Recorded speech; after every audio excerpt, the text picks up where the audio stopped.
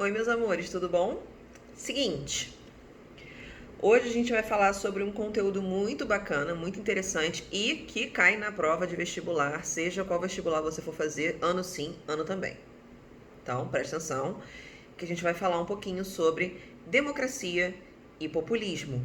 Esse conteúdo, ele vai se comportar entre os anos de 1945 e 1964, que é o ano em que acontece o regime militar, ok? Então a gente vai falar um pouquinho aí do fim do Estado Novo, ou seja, do fim da Era Vargas até a ditadura militar, o início da ditadura militar, tá bom? Então, presta atenção, se precisar, pausa o vídeo, anota e depois retoma. Lembrando que Tia Karen vai deixar para vocês em todos os vídeos dela, na descrição do vídeo, o e-mail dela, que se você tiver com dúvida, se eu tenho alguma coisa que você não entender, você pode colocar no e-mail para Tia Karen ou você pode colocar nos comentários aqui do YouTube, não tem problema nenhum, eu vejo todos eles, dentro da medida do possível, tá bom? Então vamos lá. Democracia e populismo, ela vai começar no final do Estado Novo, onde novas eleições vão surgir com a graça do Senhor Jesus Cristo. E aí você vai ter como eleito Eurico Gaspar Dutra como novo presidente, depois aí de um regime de 15 anos de governo Vargas. Beleza? Quando Dutra, ele é eleito, eu tô olhando para aqui pro lado que eu tô com a colinha de roteiro. Vocês sabem que eu me perco se não tiver roteiro. Então, foca não no que eu tô falando, tá? Nem sempre eu vou olhar por vocês, mas aqui no coração tá tudo certo. Então vamos lá. Em 1946, ou seja, um ano depois da eleição de Dutra, né, que a gente sabe que o presidente ele é eleito num ano, mas ele assume o governo no ano seguinte, tá certo? Então, vai formar uma Assembleia Constituinte em 46 e vai ser promulgada uma nova Constituição com a graça de Deus. Nessa nova Constituição, o que vai ter? Vai ter uma República Federalista com regime presidencialista, tá bom? A independência e equidistância nos três poderes. O que é isso? Os três poderes que são legislativo, executivo e judiciário, eles vão ser poderes equiparados, ou seja, os três têm o mesmo grau de importância. Porém, eles são separados, eles são independentes. Eu tenho três órgãos do poder separados, porém, eles vão ser interdependentes, um depende do outro para funcionar, mas o grau de importância entre os três é o mesmo. A questão do voto. O voto na Constituição de 46, ele vai se tornar secreto, ou seja, você vai ter do mesmo jeito que você vota agora, você vai lá, coloca no negocinho lá quem você votou e ninguém precisa ficar sabendo. E o voto agora é para maiores de 18 anos alfabetizados. Tá? Então, pessoas alfabetizadas, seres humanos alfabetizados, brasileiros, acima de 18 anos, já podem votar. Direito à liberdade de pensamento, crença religiosa, expressão, locomoção e associação de classe, que é basicamente o que te torna um cidadão, a sua identidade social. E aí vamos ter aí o governo de Dutra, que vai de 46 a 50. Beleza? Durante o governo de Dutra, o PCB, que é o Partido Comunista Brasileiro, ele vai ser suspenso e os seus mandatos vão ser cassados. Por que esse partido vai ser perseguido? A gente está em 1946, seres humaninhos lindos do meu coração. A Segunda Guerra acabou de acabar e surgiu no panorama mundial o início do socialismo, o início de países que estão adotando o socialismo como o seu regime econômico. E isso está se tornando um monstro e está sendo chamado de comunista, os países que aderem ao socialismo. E como os países que são capitalistas, que são partidários dos Estados Unidos, não querem ser associados a nada que remeta comunismo, que remeta socialismo ou algo do tipo, a gente vai fazer o possível para que essa imagem não chegue aos nossos pés e chegue a nosso lindo rostinho de 1946. Então, a gente vai mandar caçar os mandatos aí desse Partido Comunista. Direitos trabalhistas não são atendidos. Que direitos trabalhistas? Direitos trabalhistas criados por Getúlio Vargas durante o período de Estado Novo. Bom, é durante o Estado Novo que Getúlio Vargas cria a CLT, né, carteira de trabalho, por aí vai, e esses direitos trabalhistas que foram estipulados durante o governo de Vargas, eles não vão ser atendidos. E aí a galera que é trabalhador, que é operário, vai começar a fazer greve para ter os seus direitos atendidos e terem as suas vozes ouvidas. Esses líderes desses sindicatos que estão liderando essas greves, eles vão ser presos pelo governo, tá bom? E aí vai ter o início do governo Dutra para tentar melhorar a nossa economia, que a nossa economia não estava muito boa das pernas, tá? A gente teve um probleminha aí nessa transição, e ele vai criar o plano SALT, bom, SALT, S-A-L-T-E, bom? O plano SALT é um plano de investimento e o nome dele vai sugerir aonde Dutra quer investir. SALT, saúde, alimentação, transporte e energia. Então, S de saúde, A L de alimentação, T de transporte, E de... energia. Pelo de gato. Foi mal. Então, o plano SALT é um plano de investimento nesses 4 setores, que Dutra acreditava serem os setores mais importantes dentro do país e precisavam de investimentos imediatos. Bom? E aí, junto com o plano SALT, o que Dutra vai fazer? Ele vai criar um sistema de incentivo ao capital estrangeiro, que é tudo aquilo que Vargas não queria que acontecesse aqui no Brasil. Porque Vargas entendia o seguinte princípio: se eu tenho capital estrangeiro sendo injetado no meu país, toda a riqueza que eu for produzir no meu país, os lucros dessa empresa não vão ficar aqui no meu país, vão sair. Por quê? Porque o investimento veio de fora. Então esse dinheiro não vai ficar aqui, ele vai voltar para fora. E aí o Brasil vai deixar de ser um país industrializado, produzindo economicamente, enriquecendo e prosperando, e vai se tornar um grande canteiro de obras, onde o cara de fora vem, explora a mão de obra, explora os meus recursos, explora a minha riqueza. Acabou de explorar? Fecha tudo, demite todo mundo e vai embora. Então o Brasil vai deixar de ser um país industrializado exportador para se tornar um canteiro de obras de outros países que têm capital de investimento. E era isso que Vargas não queria, mas Dutra queria que a economia crescesse rápido. E para crescer rápido, tem que ter dinheiro. O Brasil não tinha dinheiro, então ele vai buscar dinheiro fora.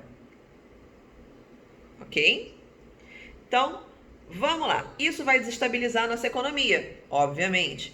Né? Já não estava muito bacana, ficou pior ainda. Passado esse período aí do governo de Dutra, olha que bacana, Getúlio Vargas vai se recandidatar às eleições. Vargas vai tentar voltar aí para novas eleições e ele está querendo ser eleito como o próximo presidente da República. Pasmem, ele consegue.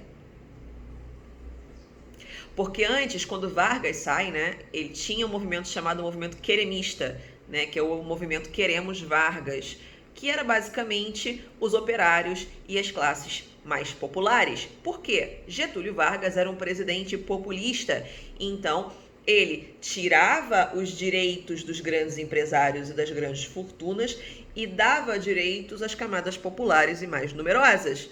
E aí, quando você tem essa nova Constituição de 46, onde qualquer pessoa acima de 18 anos e alfabetizada podia votar, aí você ganha na quantidade, amigo. Você não vai ganhar nas fortunas, você vai ganhar na quantidade. E quando se tratava de números, Vargas, conhecido como o pai dos pobres, ele tinha essa vantagem. E aí ele se candidata para as eleições de 1950 e ele consegue.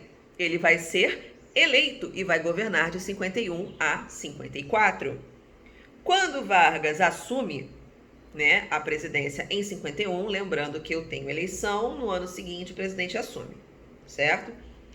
Então, Vargas, quando assume em 51, a primeira coisa que ele vai fazer é retomar todo o projeto nacionalista e trabalhista que ele tinha deixado parado lá atrás, em 45, quando ele saiu do poder. Então, todo o regime nacionalista vai ser retomado. Só que ele vai retomar isso 4 anos depois, quando os grandes empresários, quando as grandes empresas estrangeiras já estavam estabelecidas aqui no Brasil. E isso vai gerar o quê? Inimizades. Vai fazer com que Vargas crie inimigos, e inimigos poderosos. Quando eu falo de grandes empresários, gente, eu não estou falando do velho do Zé das Couves que tem uma quitandinha na esquina, não. Eu estou falando do dono da Havan, eu estou falando do Eike Batista, essa galera com esse nível de fortuna, entende? Esses empresários, que é o CEO da coisa, o cara manda e desmanda, tem regionais em tudo quanto é canto do Brasil, entende? São os grandes empresários, ok? Esses grandes empresários que estavam lucrando e enriquecendo no governo de Dutra vão começar a se lascar de verde, amarelo, azul e branco no governo Vargas, porque eles não estavam obedecendo às leis trabalhistas no governo Dutra, e Dutra estava deixando, inclusive estava pressionando o operariado. Quando Vargas entra, ele fala: acabou a farra, amigo. Essas leis trabalhistas estão aí por um motivo, você vai ter que pagar. E ele começou a cobrar, inclusive, retroativo.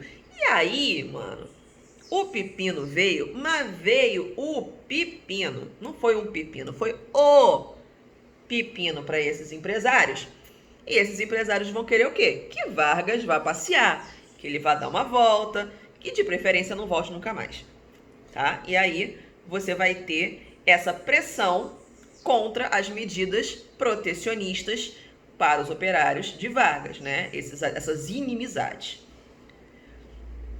Em 1953, Getúlio Vargas vai criar a Petrobras. Sim, pasmem você, meu querido, amado, querido do meu coração. A Petrobras foi criada por Getúlio Vargas em 1953 como uma empresa estatal, ou seja, uma empresa do governo, que era gerenciada pelo governo, e todo o lucro ia para o Tesouro Nacional, ou seja, enriquecimento bruto. Lembrando que petróleo nada mais é do que ouro tirado do chão. Afinal de contas, estamos numa era onde combustível fóssil e recurso não renovável não dá em árvore. Então, quem tivesse o domínio sobre esse bem ganhava rios de dinheiro. E como a Petrobras era uma empresa estatal, era uma empresa do governo, ela estava enriquecendo diretamente todo o território nacional. Isso inclui você, meu caro, meu lindo amado. Infelizmente, a nossa realidade atual é diferente. A Petrobras hoje não é mais uma empresa 100% estatal. Ela, inclusive, é majoritariamente privatizada atualmente.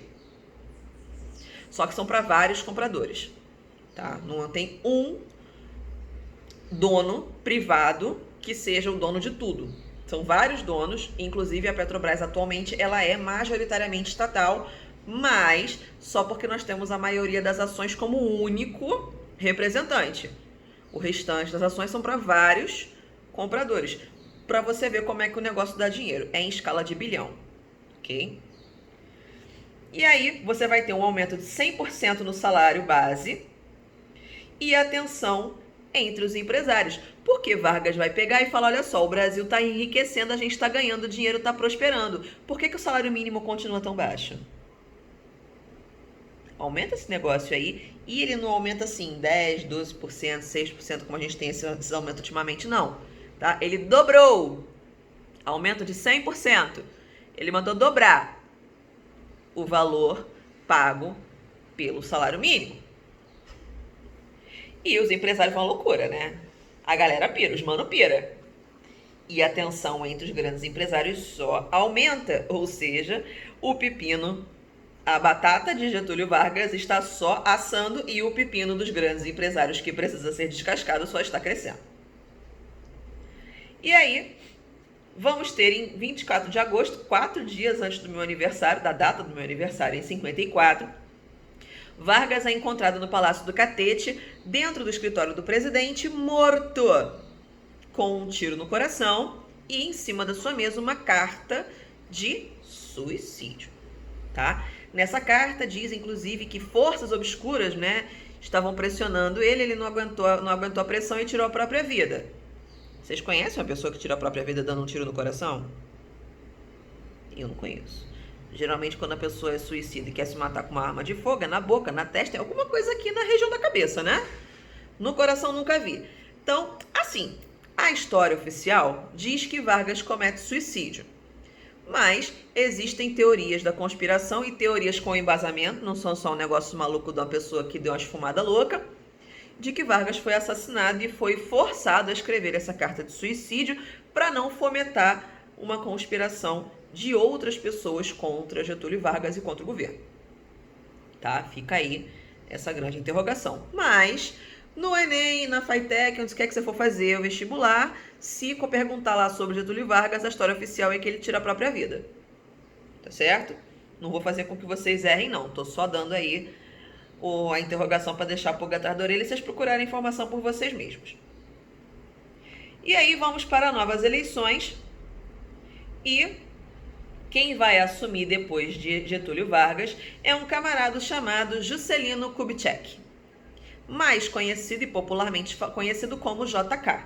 Ele vai governar entre 56 e 61. E quem é o seu vice nessa época é João Goulart. Lembrando que nessa época aqui, nessas eleições, as eleições não eram por chapa. Você votava no presidente e votava no vice. Ok? Então, no governo JK, o que ele vai fazer de coisa bacana? Ele vai criar o plano de metas. O que é o plano de metas? Ele é conhecido como crescimento de 50 anos em 5. Era o jargão, era o bordão de JK, que ele queria fazer a economia brasileira, o desenvolvimento que seria alcançado em 50 anos, ele queria fazer com que acontecesse em 5. Mas segura essa onda aí, que é papo pro próximo vídeo, a gente já volta.